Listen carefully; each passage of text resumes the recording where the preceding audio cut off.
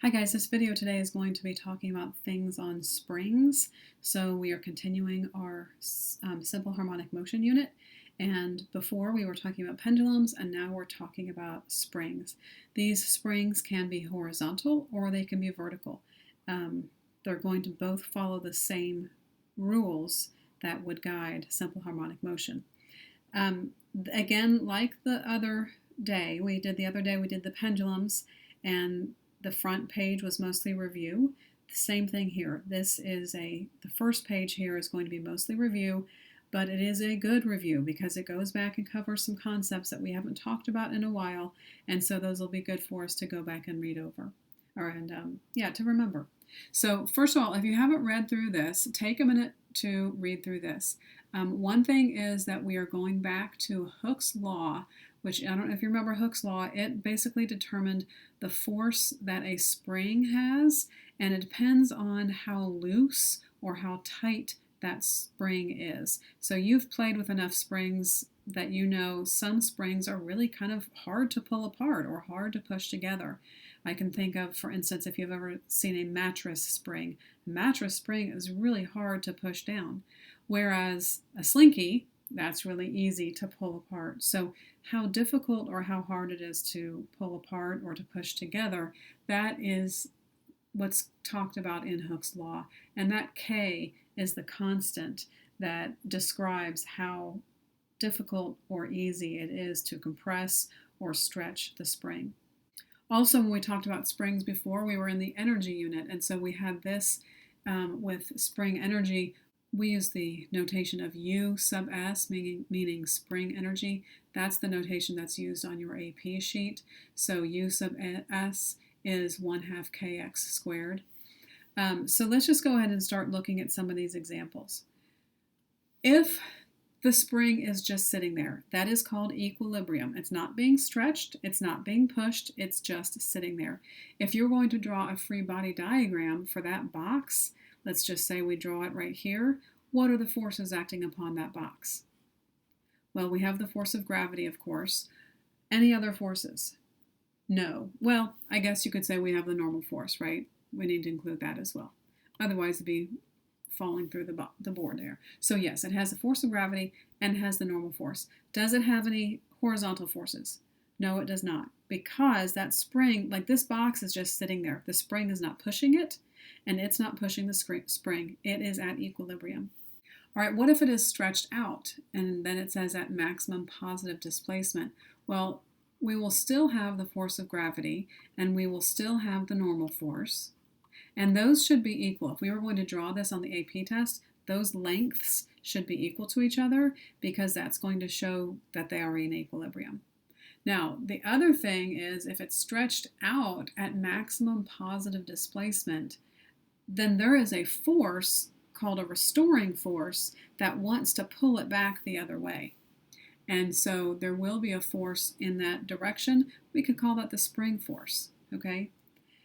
Now, if there is no other vector, then this will move. It will spring back that way. That's what springs do. However, if it is just sitting here, then there must be something holding it. And if so, then once again, that vector should be the same length. And if so, we would have to decide, is that friction? You know, maybe this is a really weak spring and this has a lot of friction to it, so maybe it's just sitting there because of that. Or maybe it is an applied force, so maybe there's a person holding it or a string holding it or something along those lines. The other situation would be a compressed spring, where now we have taken this box and we've pushed it against the spring and we've made the spring compressed. So once again, we have, of course, the force of gravity, we have the normal force. All right, now let's think about what are the horizontal forces. Well, if we have pushed it against there, then once again, that restoring force wants to push it away. And so if it is just sitting there, then there must be another force over here. If it's not sitting there, then it will be pushing. And there's a box here in the way, it's going to push that box out of the way unless that box is more massive. In any case, something the applied force is going that way. The spring, and let's put an S on it, the spring force is pushing it that way. It wants to be the restoring force to put it back into equilibrium. If it's not in motion, then something else has to be here pushing it this way. So this box, maybe this box is pushing it that way. Again, maybe a person is holding it, whatever, but there is some source keeping it there. Maybe even a frictional force if the friction is, if there's a high degree of friction here. So those are some of the free body diagrams. So a couple of things, always you're going to have the vertical forces. In this case, if it is in equilibrium, there are no horizontal forces. If it is not in equilibrium, if it's moving, then it is a spring force, which is wanting to push it or pull it. If it's not moving, there has to be another force acting the other way. And those forces, if it's not moving, these two vectors are going to be in equilibrium as well. Same thing applies here. If it's not moving, these are in equilibrium. If it is moving, then these are gone or less, and the spring is going to be pushing it. In this case, the spring is going to be pulling it. So review back to last semester. If we have a 5 Newton force required to horizontally compress a spring 15 centimeters, what is the spring constant for this spring? When we say spring constant, that's the K that we're talking about. That is, we're trying to find K. So you'll need to know that spring constant, that's the variable we're talking about. So our equation for this is F equals Kx. Well, it says a 5 Newton force, and we're looking for K, and the distance is 0.15 meters. And so now we're just going to use our calculator and divide 5 divided by 0.15, and we're going to get our answer, and our spring constant in that case should be 33.3 newtons per meter. Again, it's been a while since we've studied spring constants, but if we just look at the units, we had newtons here, we had meters here, we divided, so the units on the spring constant are newtons per meter.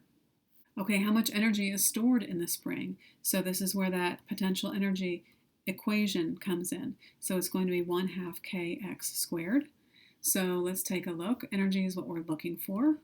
We just found the K to be 33.3 newtons per meter. And our x is still 0.15, and this time it is squared.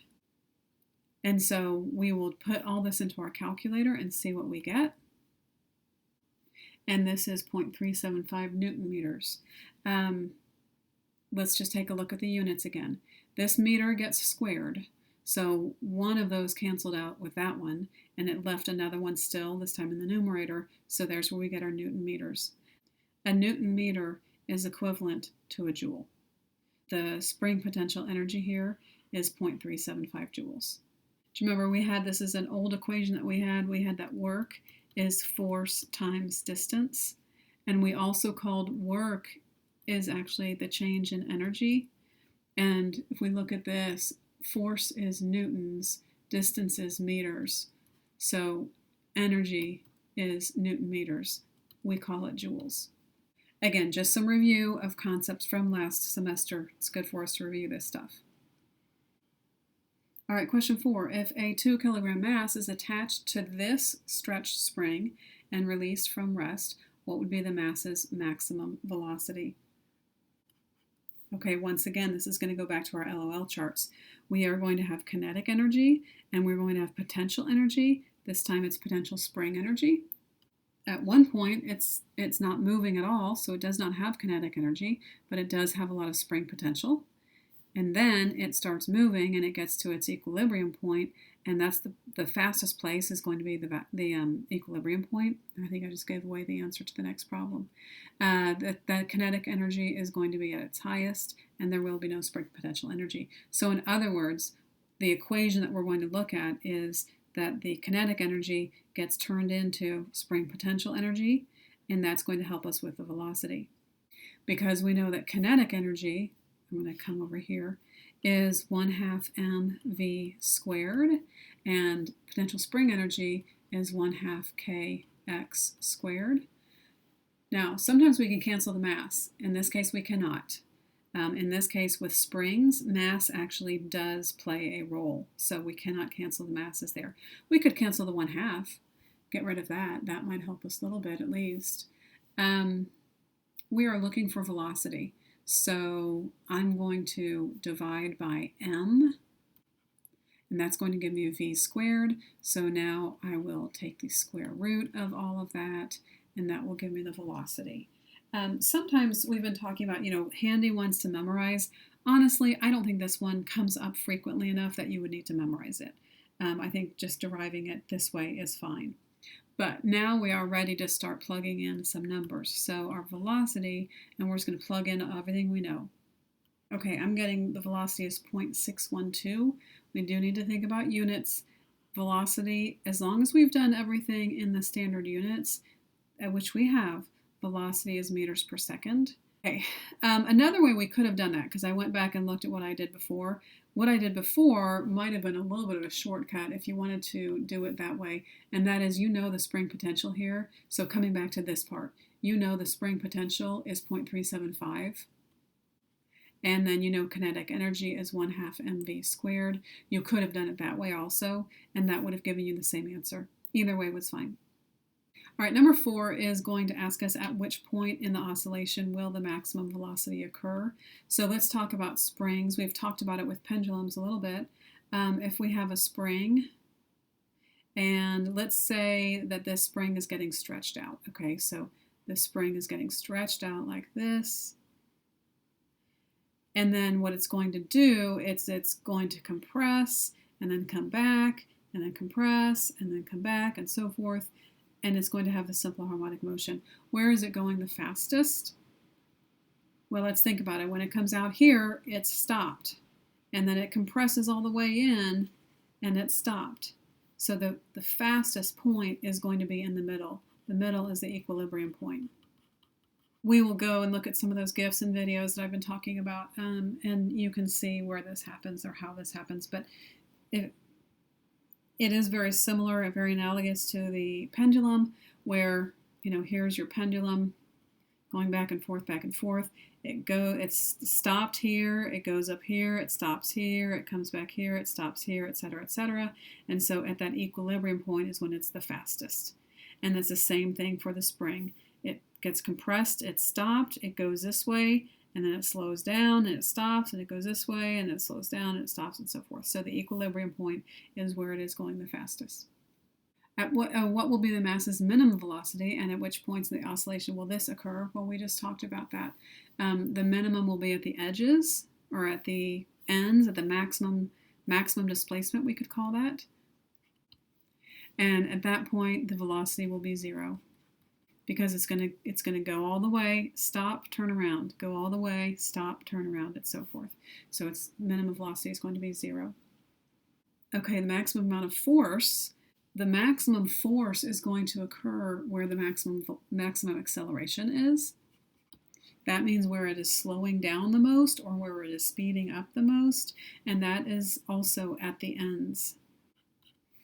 The way you can kind of remember this is that the acceleration and velocity are opposite of each other. And so on these ends, you've got your spring, doing its thing in the middle here. At the end is where the velocity is 0, but the acceleration is at the maximum.